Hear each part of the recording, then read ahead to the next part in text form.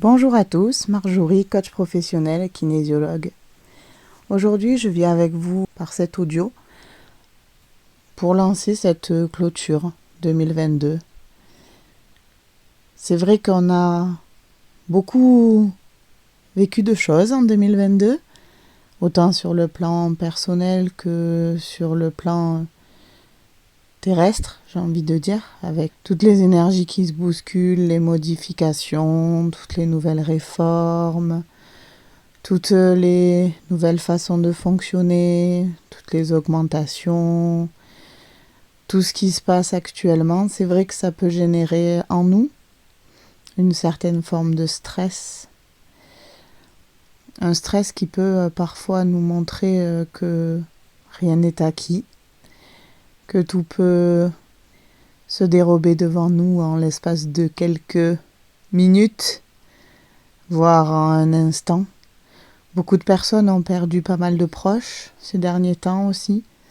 Et c'est vrai que c'est là qu'on se rend compte que parfois on n'est pas grand-chose, on est de passage ici.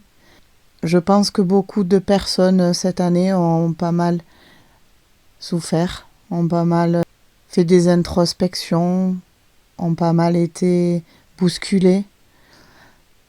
Voilà, je fais cet audio pour toutes ces personnes-là qui ont ressenti des choses assez compliquées cette année et qui se disent wow, 2023 ça va être quoi et où on va. Et on a tendance avec l'actualité à parfois aborder des choses dans la peur ou dans l'inquiétude, dans l'angoisse, dans le stress. Alors face à tout ça, j'ai envie de vous dire posez-vous et rentrez en vous en fait.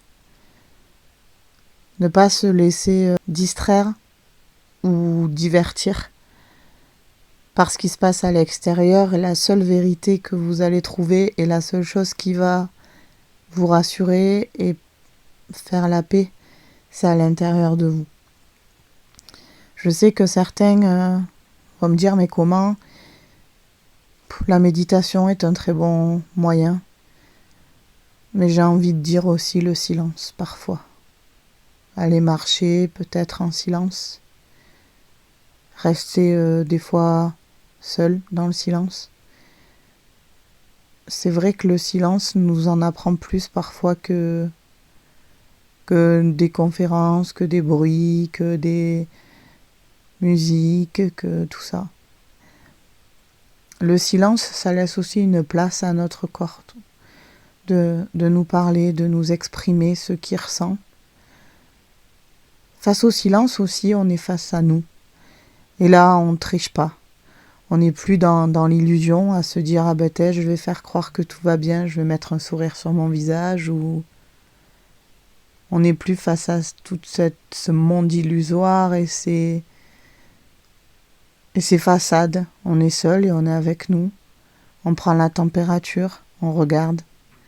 Parce qu'au-delà de tout ce qui est financier, de tout ce qui est personnel, de tout ce qui est les décès qu'on voit autour de nous, les augmentations, la dureté de la vie qui parfois nous met dans un état insécure où on se dit mon Dieu, qu'est-ce que je vais devenir, qu'est-ce qui se passe, comment je vais faire ou je vais pas arriver à gérer, etc.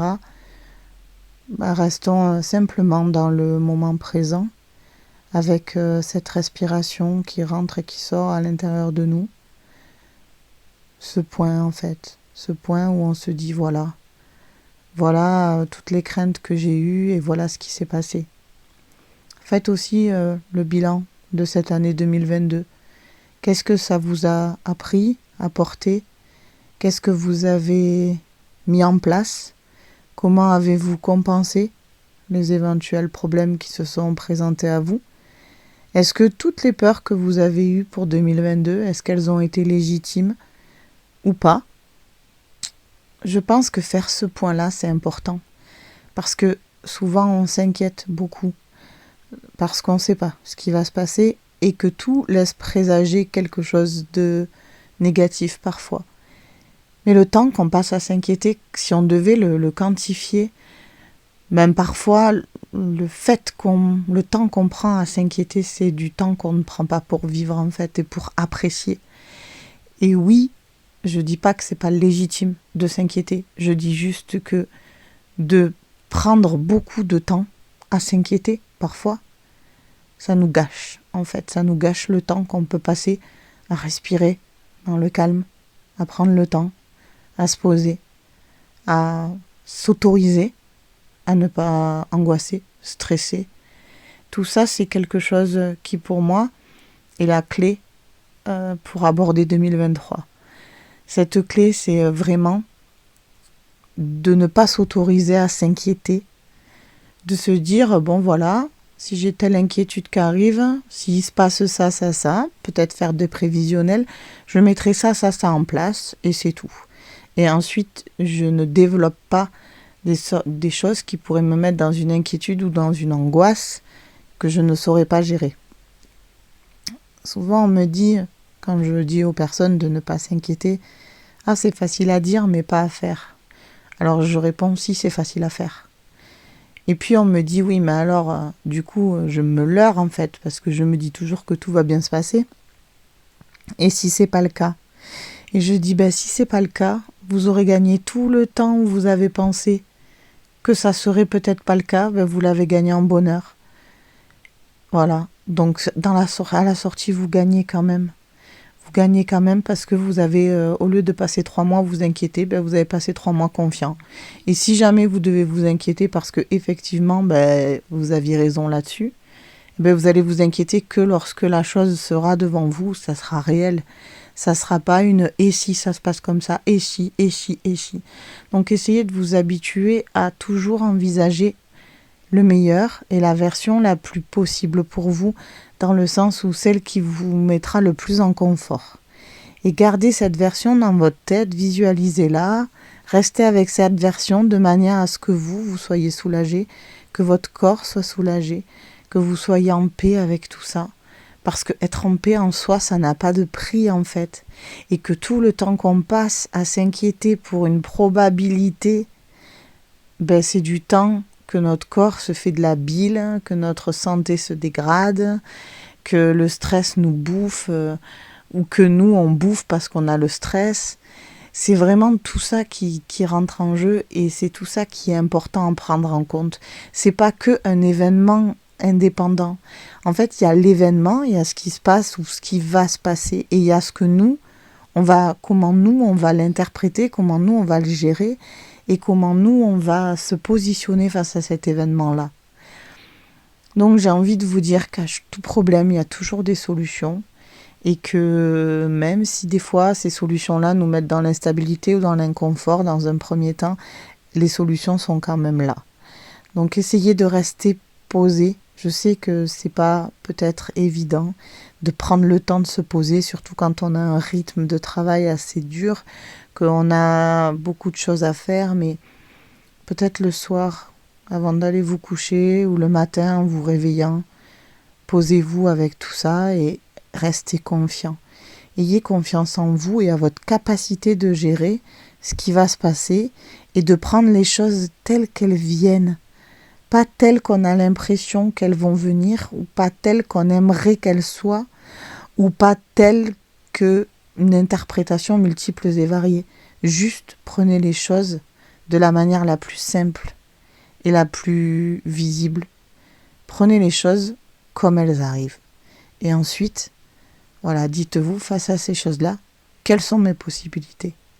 Je sais que c'est pas évident, je sais qu'on vit une période qui est quand même terrible, que la vie nous met face à nos peurs, que la vie nous met dans un côté insécure et nous retire parfois des êtres qu'on aime beaucoup et qui étaient vraiment très présents pour nous et qui trouvaient des solutions des fois pour nous, qui étaient à notre écoute et qui sont irremplaçables.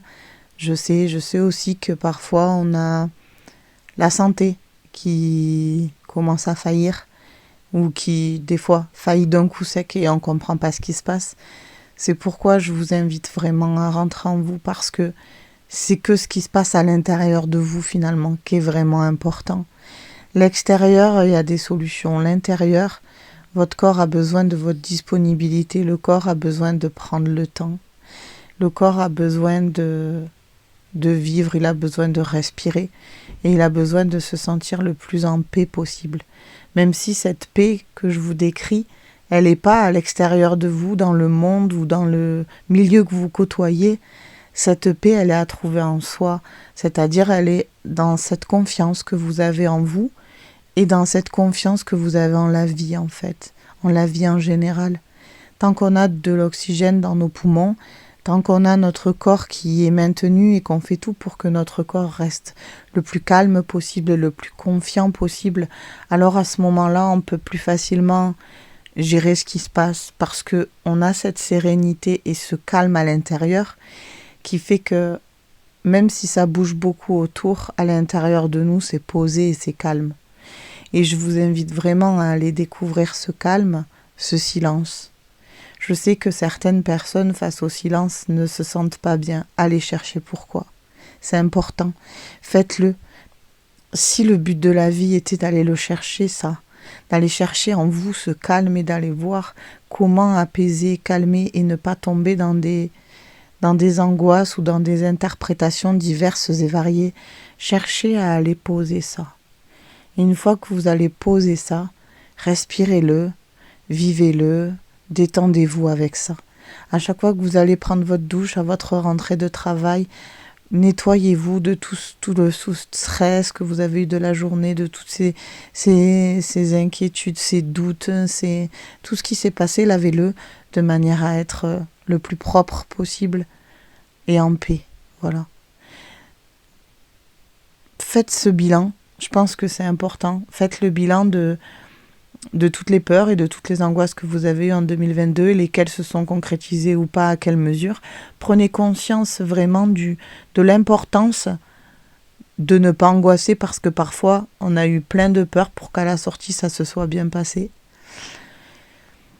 Faites-le ce bilan, faites-le en totale authenticité avec vous et travaillez là cette authenticité. Beaucoup de personnes manquent d'être authentiques avec eux-mêmes.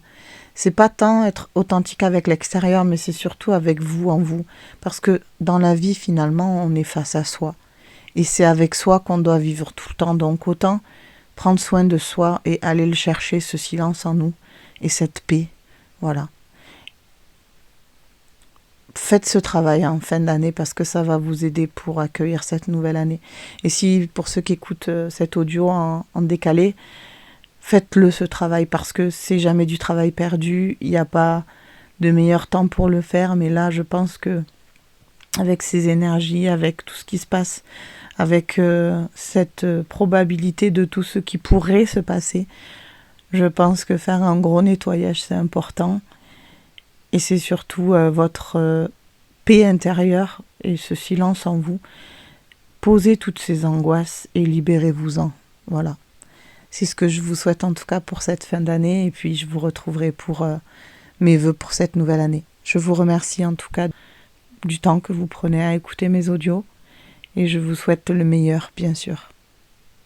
Au revoir.